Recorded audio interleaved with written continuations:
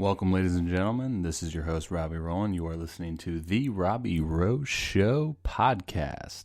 Let's hear a soundbite from Dr. Josh Heenan from today's episode. Being able to put those pieces together and then segment them out about what is moving well and what is not is going to be able to help you determine what is the next best drill for yourself. May I have your attention, please? You're my leader. Now listening to Clear the Mechanism. The Robby Rowe Show. The Robby Rowe Show.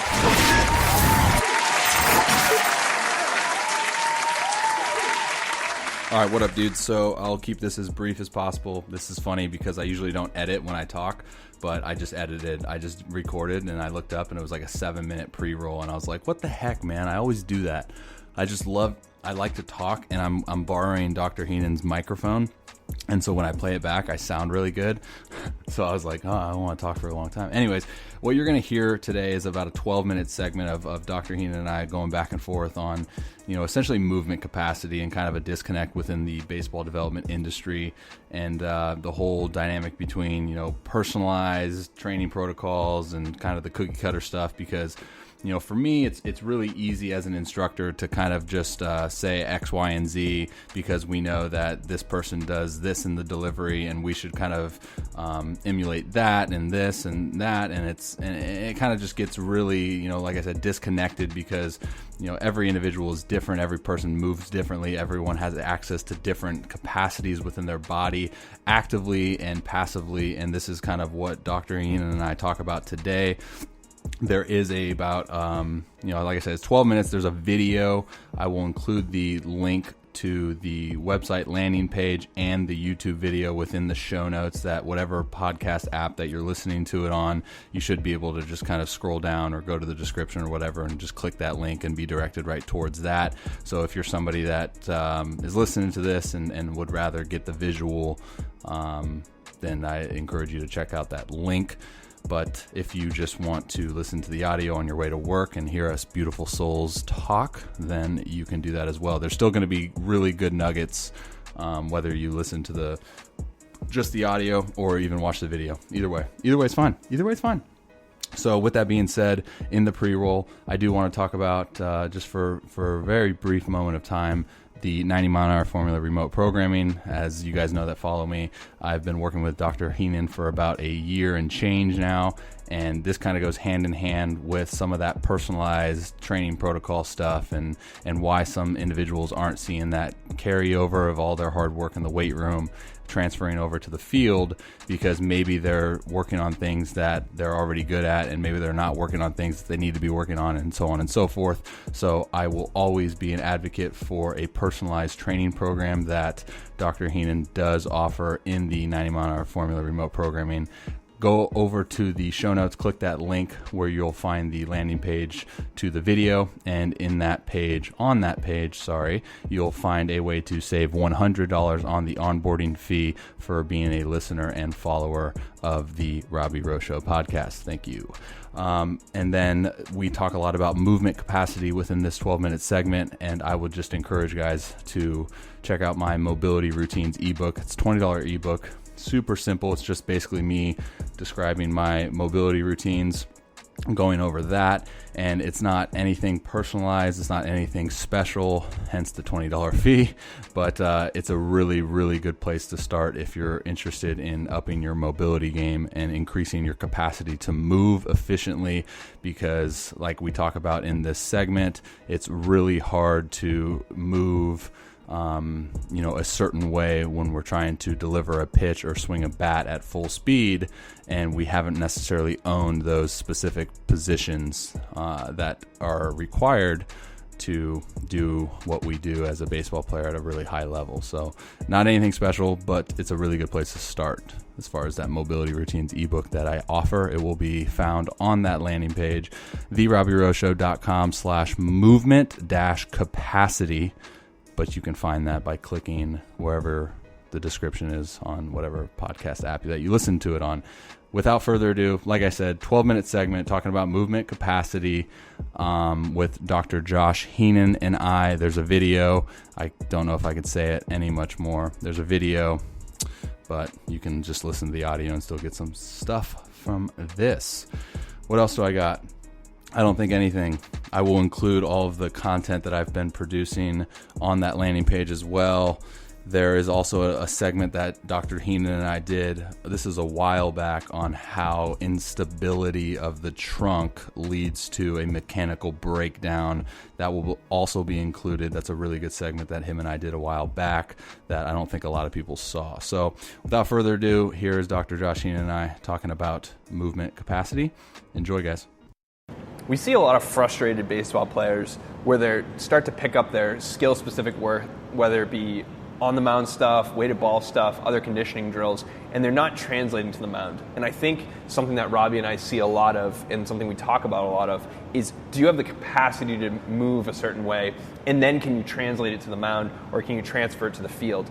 And the two drills we're going to look at right now are going to be looking at, can you load up that backside and actually get into that position on the mound, and can you actually transition those hips to be able to pivot and move properly? Yeah, I mean, what's he said about the loading up the back hip, right? I think as pitchers, like all we're trying to focus on in that initial drive phase is our force application to the ground, right? You hear a lot of like terminology in the sense of like ground force. So essentially, how can we really load up that back leg and then begin to transfer that in our drive phase? So something that I look at a lot is, does the individual have the capacity to load up that drive phase? And that's what he was just talking about in the sense of this box, right? So if we got a guy and we were trying to accomplish that goal of loading up that back leg, and we said, hey, go single leg squat to box, and he either like gets to a certain point and then has no control, no stability, and then falls, well, it's going to be really hard to accomplish that move if you can't accomplish it just to a box. Absolutely. Yeah, so Robby's going to demonstrate a single leg squat very simply, and not sure if you can see it with the camera here, but his heel stays hard into the ground and he controls himself all the way down.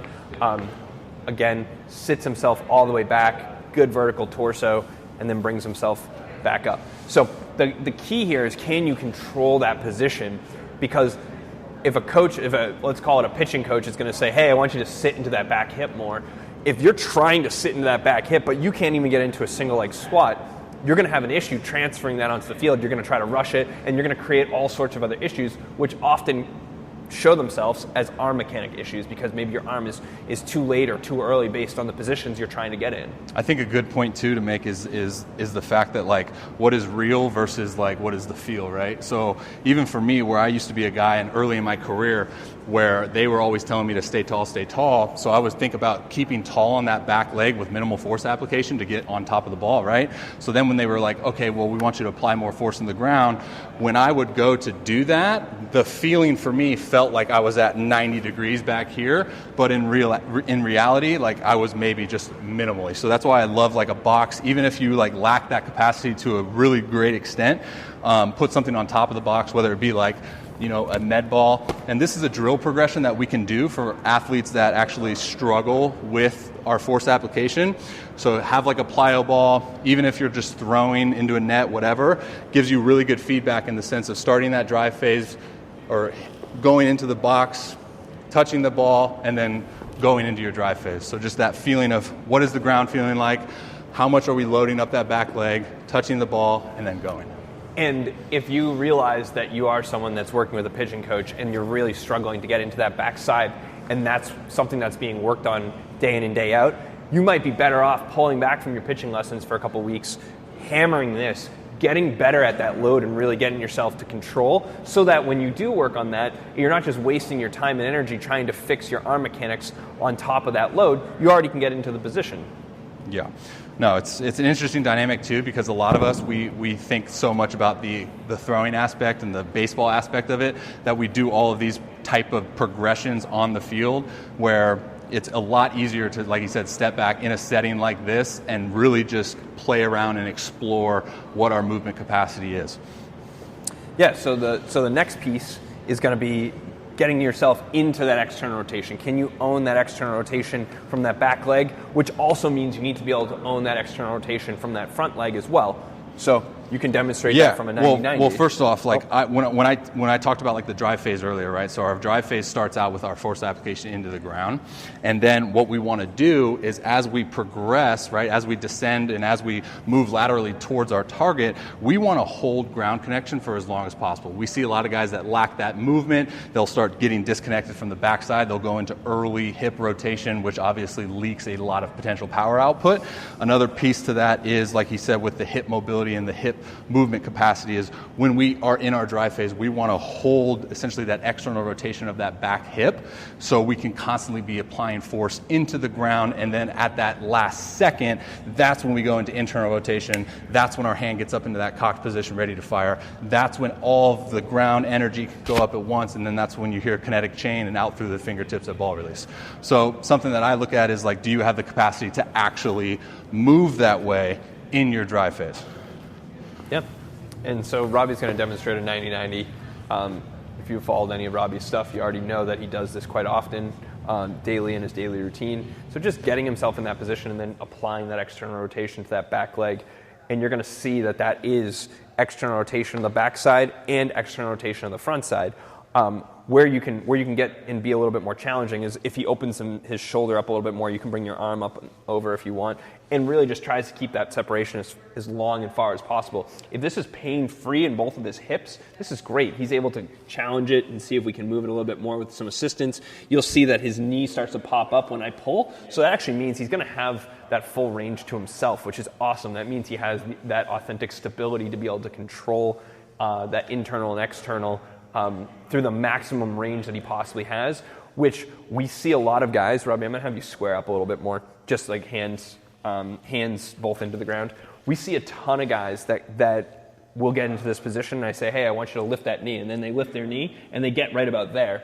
And then you'll be able to see that when you go to grab them, they can pull themselves all the way up. So it's not that they lack mobility, they lack stability. And I think this is where a lot of coaches struggle and a lot of athletes struggle to put all the pieces together, because you can have great range of motion. We could put you on the table, and if I take that athlete and put him on the table and look for external rotation, he may have full external rotation, but he can't use it. And if you can't use it, it's not going to help you on the field. So being able to put those pieces together and then segment them out about what is moving well and what is not is going to be able to help you determine what is the next best drill for yourself. And this is why when we teach all of this stuff, it's the foundations of our strength metrics and our movement metrics that then tell us when we can start to implement higher level throwing drills, throwing drills in general, and then more specific stuff that's going to relate to the mound or flat ground or plyo drills or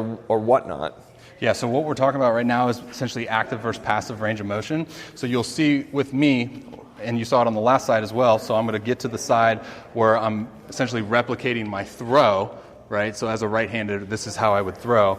So you're going to see that when I hold ground connection with my hands, right, I give myself that, essentially that stability, or even like him and I were talking earlier, if you hold like a kettlebell in a rack position here or, in a goblet position here. But you'll notice when I go hands on the ground, I'm able to get more range than if I were to go hands off. Now I'm essentially through time and space by myself trying to get more of that external rotation. Now remember, when we're pitching in a game, on a mound, we don't have any, like a counterbalance, we don't have any stability but what we possess as a human being. So it's important to know, again, I'm not in the level of him, but like for me, just looking at guys, it's important to know that we need to increase our stability to be able to move at maximal capacity.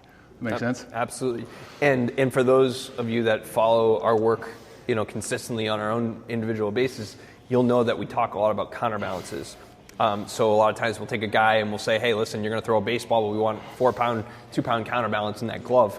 Well, if Robby doesn't have the range here in the trunk stability to have that authentic movement, and we add a counterbalance or a stability component, be it a ball to hold on to while he's doing his rotations, or a kettlebell or something like that, if his range gets better with that extra stability, we know that's a trunk stability issue. So that's what we're using, and that's when we screen our guys and we say, hey, listen, you're better off using a counterbalance because you have the stability, you just can't use it without applying some more force to your body.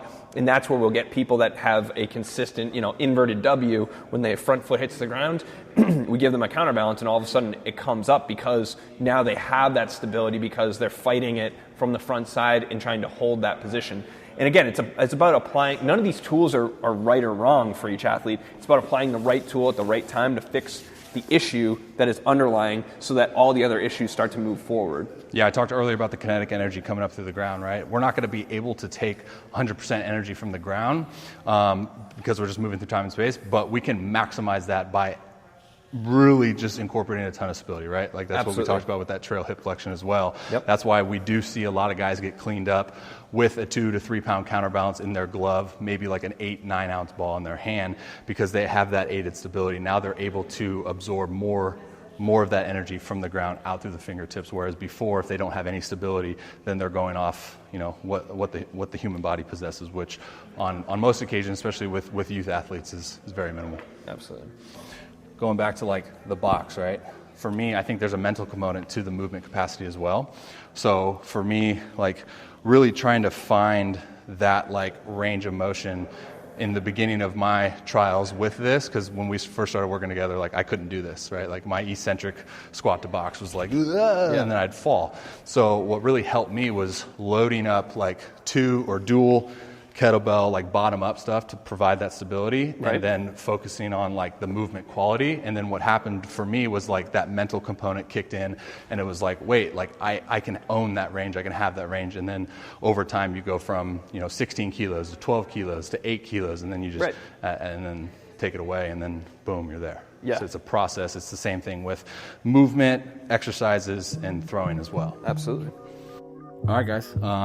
That's it. So, like I said, there is a video. The link is in the description of whatever podcast app that you're listening to it on, whether it be Apple Podcasts, that's right there in the description. Spotify is right there. iHeartRadio, Stitcher, SoundCloud, all those things.